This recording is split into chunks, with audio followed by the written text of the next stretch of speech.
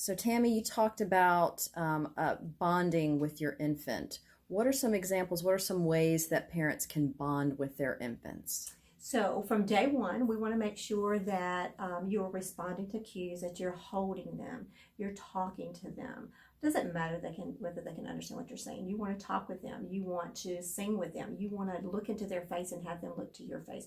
You want to do this in a positive manner. And when you're having happy moments, and you want to surround them with other people that also provide that positive interaction with them. So holding your baby, when we talk about responding to cues, we kind of figure out the hungry cry really quickly, and then we can figure out the I need to be changed cry really quickly. Well, sometimes those cries are just I need you to pick me up, I need you to move me around, I need you to hold me. So holding them, responding to their cues, doesn't necessarily mean I got to pick you up every time you cry, but I should at least respond to you.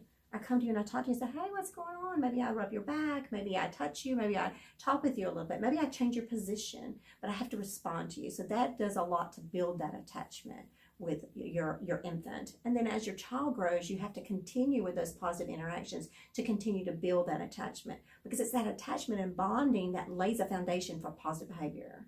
And so you talk about crying.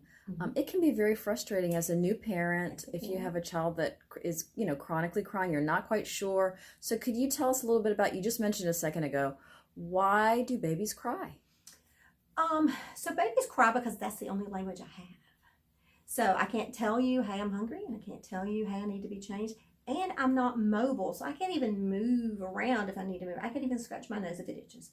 So for me, if I'm frustrated or I'm feeling whether I'm having hunger pains or whether I'm uncomfortable, whatever I have to get to you to respond to me, crying is how I'm going to do it. So if you ignore my cries, I'm going to cry more. So that's why we say respond to that cry. You may not be in the position to be able to pick them up right away, but at least respond to them. Try to figure out what's going on. That's what we call, kind of read the environment. What's going on here? Has it been a long time since they have eaten?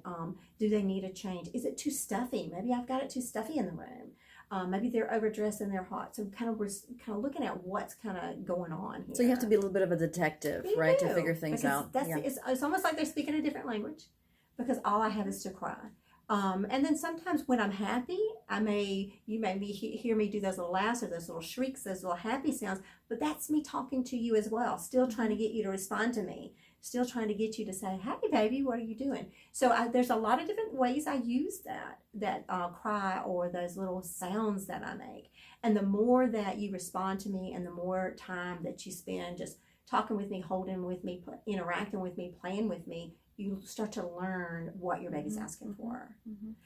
And you talked about being a good role model for your child. What are some examples of being a good role model? What does that look like? So one of the things that when we think about as children grow, and I look at that especially when we're looking at toddlers and preschoolers, because there's a lot of things we want them to learn, but we don't stop to think about. They see us do it differently. So if, for instance, with toddlers, if we've been playing and I want you to clean up, but I see that you leave your stuff everywhere, then I might, some days maybe more than willing to clean up with you. And by the time I'm a preschooler, I may be bold enough to say, well, you don't pick your stuff up. Why should I have to pick my stuff up? So we want to model some of the things we do. Also, we have to understand with toddlers, we may be playing and we may be having a good time and we have a lot of stuff out. What's overwhelming to me sometimes when it comes to cleanup time, because I don't know where to start. So sometimes I need direction in that. And just clean up your toys is not enough of a direction. Hey, let's pick up the blocks first and let's put those away. Let's pick up these and let's put this away. So giving me some direction is teaching me how you want me to clean up, as opposed to just clean up. I may not really understand how you want that. So parents are a visual model, but what about the things that they hear their parents saying? Maybe are they always listening, in other words? They are always listening. So we know, research has told us that infants that are in homes where there's a lot of shouting, a lot of aggressive behavior, a lot of negative energy or negative interactions, that affects our brain growth. And that will continue throughout our development. So we want to make sure that as we're using our language around children, as we're using our language with children, that they're hearing that. They may not understand the words we're saying, but they understand the sound, the tone that's being used. Sometimes that energy that goes along with it. as a toddler, when I'm starting to learn language, the best place that I learn language is from you or from other adults that talk to me. When I see the mouth move, when I see you say a word and there's an action that goes with it. I don't really learn how to talk from TV. I don't really learn how to talk from those wonderful videos on your phone. I learn to talk by watching you and listening to you. So when you're giving me the words that you want to hear back, that's great. But I can overhear words sometimes as well. I can watch how you respond to a situation. If you're upset with, if mom's upset with dad and you're shouting at him, then I guess that means if I'm upset, I should shout, because that's what I learned. And so there are going to be times as a parent, you're going to do things and think that, gosh, I shouldn't have done that. Well, maybe you shouldn't, but you got to move forward. You got to think about that and remember that the next time. So it's not going to say that you're not going to have times where you feel like you failed as a parent. Every parent does that. I think about that now, and I've got children that are 20, 29, and almost 35. So I think about that as, yeah, I probably should have done that differently. Mm-hmm. But then I know that further down the line, I did do differently. So as you start to watch what you're doing with your child, preschoolers will pick up a lot of words we say, and then sometimes they can even pick up sometimes the context of it. So sometimes a word's not just a word when I can figure out why you're saying that word. Mm-hmm. Another big deal is the interactions you have with other caregivers for your child. So if your child's in a daycare center or starts preschool, you want to make sure you have a good positive interaction with the person that you're leaving them with. So if you're upset with that teacher and you're angry towards her, and maybe you talk about her at the house because you don't necessarily like the way she does things, your child's hearing that. So that's not helping his interaction with that person who's taking care of him all day. So you need to be very mindful about your reaction and to those people that are taking care of your child as well, so that they understand this is another person that's going to take care of me, or how I should respond to that child. So here's another common scenario. So parents take their children, say, to a place of worship, and they're expected to behave a certain way. And sometimes it can be frustrating because kids can't stay still for a certain period of time. So what advice would you give to parents that are taking their kids to, say, some type of a function where they need to be still for a little while, and what the expectation should be? Well, you've got to remember, too, that if I'm a toddler and I'm going someplace where I'm going to be expected to sit for a long time, that would be very hard for me. I'm at that age where I'm independent, I'm mobile, and I'm very curious about what's going on. I don't have the attention span of a 6 or 7 or 8-year-old. I may be a very intelligent toddler or preschooler. I may know all my ABCs. I may be already able to do some things that like tying my shoe. I may be doing a lot of things, but that doesn't necessarily mean social emotionally advanced enough like a 6 or 7 or 8-year-old to sit quietly. I'm still 3 or 4 or 2. So my behavior sometimes then is going to follow that social emotional development that I have. It's just not always going to follow the intellectual development. It's not always going to follow my motor development. It's going to follow my social emotional development. So if you've taken me someplace where it's not interactive, I'm having to sit, I'm having to be quiet, then there may be times that I just can't take that and I have to wiggle a little bit, or I have to get up and move, or I need to talk because I want to talk. So you have to know going into this that there may be a time where maybe one or the other, if you're there with someone else that's with you, you may have to step out of the situation for a short amount of time to give your child time. You want to prepare ahead of time. Make sure they've had plenty of time to get some energy out. Make sure they've had a snack so I'm not getting hungry while I'm sitting there waiting. Bring me a book to look at or something quiet that I can do. But you also want to prepare for those types of things. So as your child is young, you role play a lot of things. We're going to be going out to a nice restaurant. And so let's pretend we're at the restaurant today. So that means you got to sit in your chair. You can't get on your knees. We need to practice that. So you want to prepare them ahead of time. And the best way to do that is to role play and to pretend like, okay, what if we're someone we've got to do quiet? So, hey, how about for the next 30 minutes, let's do quiet play. What's that look like? So you prepare them ahead of time and know that if a meltdown starts, you may just have to slip out because that's my way of telling you something, that this environment is too much for me right now. Children can also become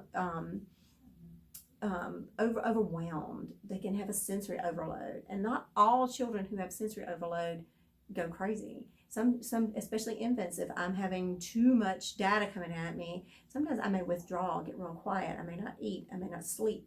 So we want to make sure that in those situations where we're taking a child into a situation that's really an adult situation or an adult event, but we're expecting them to kind of behave, there may be days I'm really good at doing that.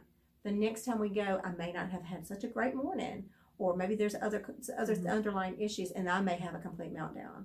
And so trust me, when you think every parent in there is looking at you, they are, because they're remembering that that has happened to them. They are not staring at you going, oh my gosh, look at her child is going crazy. They're saying, oh gosh, I remember that. I remember that happened to me in the grocery store, or that happened to me at the doctor's office, or that happened to me at the daycare. So it's not a matter they're staring at you. A lot of times it's sympathy they're sending your way, or empathy they're sending your way. So if you have to excuse yourself, you excuse yourself, because what you're modeling then is that when you're in a situation where you cannot control your behavior, you excuse yourself. So, and that's a good thing to know as I get older. Yes, absolutely. That there are times when I might just have to excuse myself. So, Tammy, how do folks in the Muskogee County area connect with you, and tell us a little bit about what you offer here at the Extension Office? So at the Extension Office, we have a lot of programs at the Extension Office. The ones that focus mostly on parenting, though, we have 2 home visiting programs here in Columbus. We have our Parents as Teachers program, and we work with families who are prenatal all the way up to their child goes to kindergarten.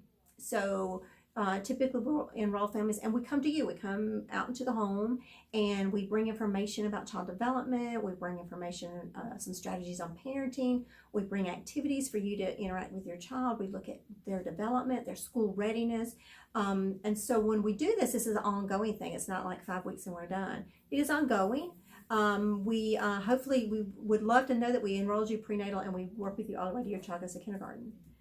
So it does become a long-term learning process for all of us. So we enroll for our program prenatal up to the child's 3rd birthday, because we really want to have a couple of years before they go to kindergarten. We also have a Healthy Families program that works with prenatal moms as well, and up to about 2 weeks after birth. So they're with the extension as well. We have a First Steps program that offers parenting information and support as well, and that's our intake process. That's our way in to the home visiting programs. And so usually we'll ask for a little information. There's a little survey that we do. Those that come through First Steps also receive a parenting packet, a First Steps packet that has some information and some support materials. And then if you're interested in home visiting, then that our First Steps coordinator will then send your information to one or the other programs. And these programs, are they free? Is there a cost associated? They are free. They are for parents who live in Muskogee County. And as she does a survey with you, there'll be a few things that qualify you for home visiting. But our First Steps program with our First Steps information and support packet is for anybody in Muskogee County who has a child under the age of 5. And so we do get referrals sometimes from the community. We have some parents that just call because they've heard about it and they want to know about that. And so we do have a direct line for our First Steps program, which is 706-225-3859. But then you can also call the extension office, the main line for the extension, and they can also direct you as well to how to get in touch with us. Thank you so much, Tammy. We appreciate you and appreciate your work here. All right, thank you.